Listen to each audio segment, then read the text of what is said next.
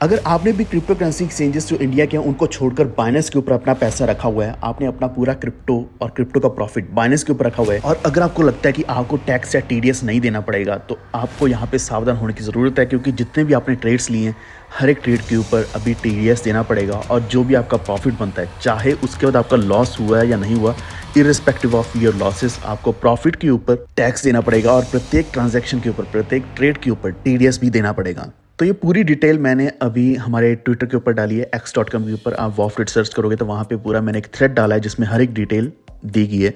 लेकिन इसको पूरा मैं आपको एक्सप्लेन करूँगा, हिंदी में बताऊँगा, तो वीडियो को पूरा देखते रहना। चैनल पर पहली बार आए तो प्लीज़ सब्सक्राइब करके बेल आइकन दबा लीजिए, ताकि आप तक हमारी क्रिप्टो की अपडेट्स जितनी भी है, चाहे वो पाई को लेकर हो, वजीरेक्स को लेकर हो, क्रिप्टो करेंसी इंडिया की अपडेट्स, या फिर कोई भी एयर ड्रॉप नया आता है, तो सारी अपडेट्स आप तक हमेशा पहुँचते रहें।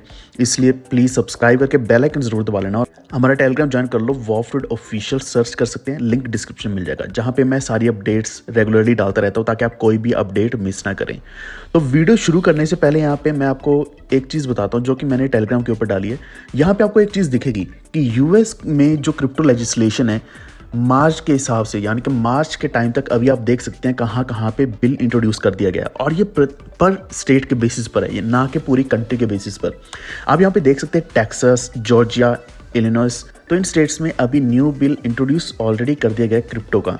यानी कि क्रिप्टो का एक तरीके से ऐसा मान लो कि लीगल ही बना दिया गया है। वही अगर हम 13 अदर स्टेट्स की बात करें जो अभी कंसिडर कर रही हैं, जिसमें अगेन बहुत सारे स्टेट्स आती हैं, जैसे कि न्यूयॉर्क, नॉर्थ कैरोलिना, एरिजोना, तो मैरीलैंड, तो इन्हीं स्टेट्स के आसपास मैं भी रहता हूँ। तो यहाँ पे अभी क्रिप्टो लेजिस्लेशन को कंसिडर किया जा रहा है। और दो ऐसी स्टेट्स है, उता एंड केंटकी, यहाँ पे ऑलरेडी लेजिस्लेशन, क्रिप्टो लेजिस्लेशन पास कर दिया गया, इनैक्ट कर दिया गया।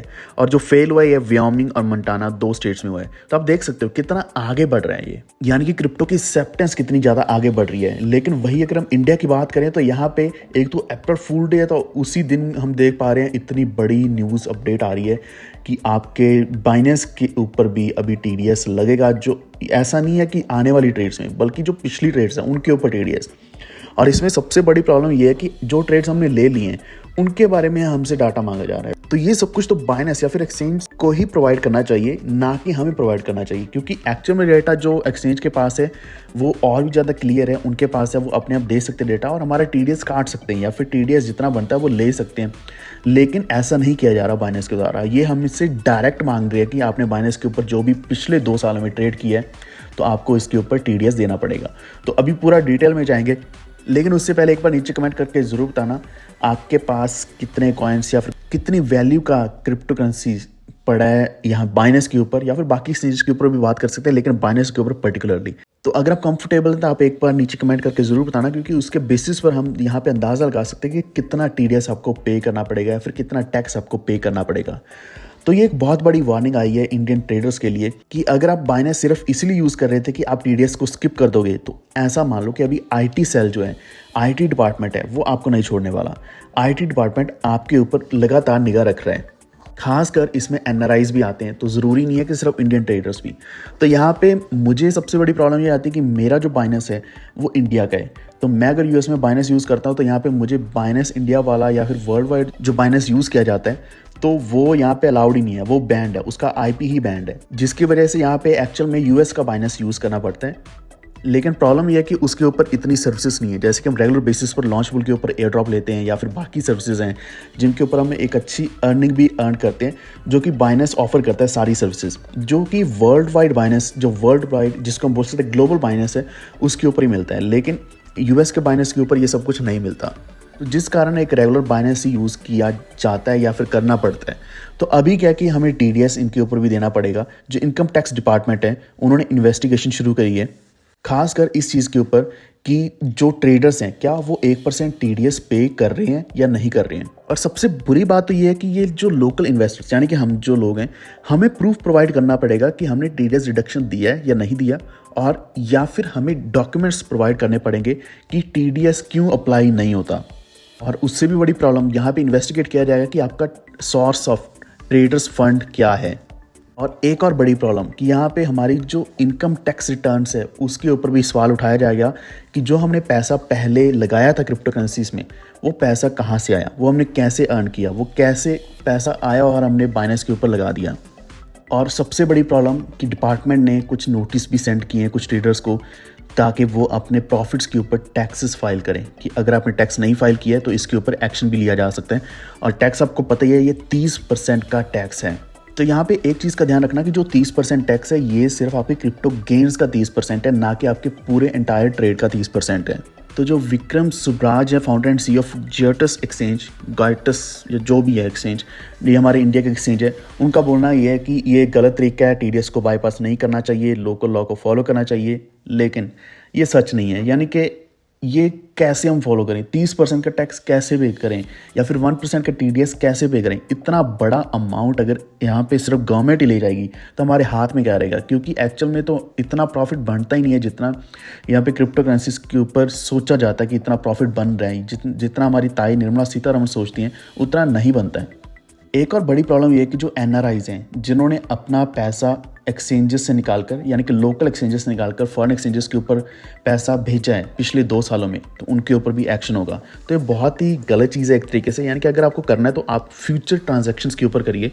तो मेरे हिसाब से यहाँ पे बड़ा रीज़न ये है कि अगर बाकी एक्सचेंजेस की बात करें, WazirX है, CoinSwitch है या फिर CoinDCX है, इन एक्सचेंजेस को बहुत बड़ा लॉस होता है सिर्फ TDS की वजह से। यानी कि पूरा जो अमाउंट इनके ऊपर ट्रेड होता था वो पूरा वॉल्यूम कहाँ जा चुका है, वो फॉरेन एक्सचेंजेस के ऊपर जा चुका है। तो इसलिए ये बार बार पुश करते हैं गवर्नमेंट को कि इसके ऊपर स्ट्रिक्ट एक्शन लिया जाए।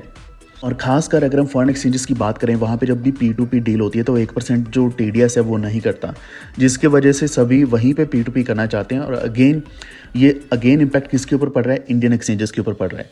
तो यहाँ पे एक्चुअल में जो सोल्यूशन होना चाहिए वो तो ये होना चाहिए कि जो गवर्नमेंट है उसको किसी न किसी तरीके से जो लॉज, रूल्स एंड रेगुलेशंस है उनको ऐसा ईजी बनाना चाहिए ताकि इंडियन ट्रेडर्स इंडियन एक्सचेंजेस को ही यूज़ करें, जो कि आज से कुछ साल पहले था, जो कि बहुत ही ईजी था। हर कोई इंडियन एक्सचेंजेस को ही यूज़ करना चाहता था, क्योंकि हम भी चाहते कि हम अपना INR खुद डालें, INR डाल के क्रिप्टो अर्न करें और क्रिप्टो की अर्निंग को हम INR में वापस कन्वर्ट करके बैंक अकाउंट में डाल लें। तो यहाँ पे हमेशा जो रीज़न दिया जाता है वो यही होता है कि इलीगल पर्पसेस के लिए क्रिप्टो करेंसीज को यूज़ किया जाता है, जैसे कि ड्रग्स के लिए या फिर क्राइम्स को फंड करने के लिए या फिर टेररिज्म के लिए। तो ये तो है ही, लेकिन सबसे ज़्यादा इम्पैक्ट जो पड़ता है वो रेगुलर ट्रेडर्स के ऊपर पड़ता है, यानी कि हम जैसे जो आम ट्रेडर्स हैं जिनका इन चीज़ों से कोई भी लेना देना नहीं है, उनके ऊपर ये खास इम्पैक्ट पड़ता है। तो यहाँ पे एक और भी रीज़न है कि जो एक्सचेंजेस हमारे इंडिया की हैं, यहाँ तक कि इवन फॉरेन एक्सचेंजेस के ऊपर भी जो विड्रॉल्स थोड़े टफ होते जा रहे हैं कि विड्रॉल्स नहीं पॉसिबल हैं। इंडियन एक्सचेंजेस की बात करें तो वहाँ पे ये सबसे बड़ी प्रॉब्लम है कि अगर आपने क्रिप्टो में ट्रेड कर लिया या फिर क्रिप्टो में डिपॉजिट विड्रॉल कर लिया तो आपका INR डिपॉजिट विड्रॉल नहीं होगा। यानी कि ये हमेशा प्रॉब्लम रहती है, एक चीज़ चलती है दूसरी चीज़ चलती नहीं है। और ये पूरा आर्टिकल जो मैंने आपको बताया, ये पूरा आर्टिकल हमें द इकोनॉमिक टाइम्स के ऊपर मिला है, वहाँ पे मैंने रीड किया, आप भी जाकर रीड कर सकते हैं। एक और इम्पॉर्टेंट चीज़ जो सामने आई है वो ये कि कुछ ट्रेडर्स अपना जो विड्रॉल लेते हैं वो मोनेरो या फिर Zcash में लेते हैं, Zcash। तो इससे क्या कि ट्रैक नहीं हो पाता, यानी कि जो भी विड्रॉ किया जाता है अमाउंट उसको ट्रैक नहीं कर पाते एज़ कम्पेयर टू बाकी जो बिटकॉइन है या फिर बाकी जो क्रिप्टो करेंसीज है, वो ट्रांसपेरेंट ब्लॉकचेन के ऊपर रहती है। तो वहाँ पे पूरी ट्रांसपेरेंसी रहती है कौन सा अमाउंट कितना कहाँ पे गया है। तो यही सारे कारण है कि अभी हमें थोड़ा और अवेयर होना पड़ेगा और हो सकता है कि हमें टैक्स भी पे करना पड़ेगा। आप क्या मानना है इसके बारे में, एक बार नीचे कमेंट करके ज़रूर बताना कि आप इस चीज़ को सपोर्ट करते हो या नहीं करते, TDS को, टैक्सेस को। और आपको अगर कोई भी डाउट है या फिर अगर आपको किसी भी तरीके की हेल्प चाहिए, नीचे कमेंट करना, मैं उसके बारे में साथ के साथ जवाब दूंगा। प्लीज़ इस वीडियो को लाइक एंड शेयर जरूर कर दें और हमारे चैनल को सब्सक्राइब करके बेल आइकन दबा लीजिए ताकि आप तक आने वाली वीडियोज़ के नोटिफिकेशन हमेशा पहुँच रहें। Stay tuned, thank you.